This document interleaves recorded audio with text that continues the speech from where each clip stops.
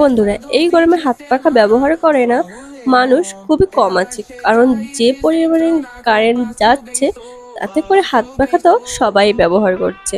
তো চলো আজকে তোমাদের সঙ্গে শেয়ার করি তাল পাতার হাত পাখা কিভাবে তৈরি করে।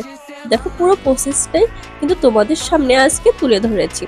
দেখো, প্রথমে কিন্তু কাঁচা তাল পাতা গাছ থেকে কেটে আনলো, তারপরে সেটাকে জলে ভিজিয়ে রাখলো। এবার সেই অনেকদিন ধরে জলে ভিজানোর পরে সেখান থেকে পাতাটা উঠিয়ে দেখো যে সুন্দর করে একটা শেপ দিয়ে দিচ্ছে। তো এবার কাটার পরে এই যে চিকুন চিকুন করে বাঁশের কুঞ্চি, এইগুলোকে একটা গোল করে রাউন্ড করে দিল।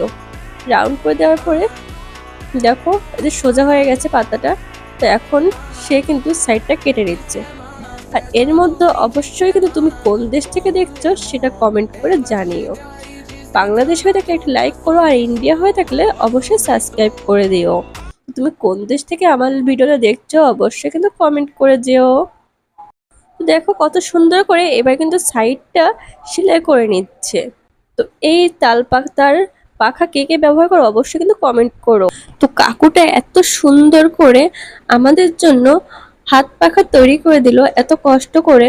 তো তার জন্য কি একটি লাইক সাবস্ক্রাইব কমেন্ট হবে না? তো অবশ্যই হবে। তো তোমরা অবশ্যই লাইক কমেন্ট এবং সাবস্ক্রাইব করে দাও।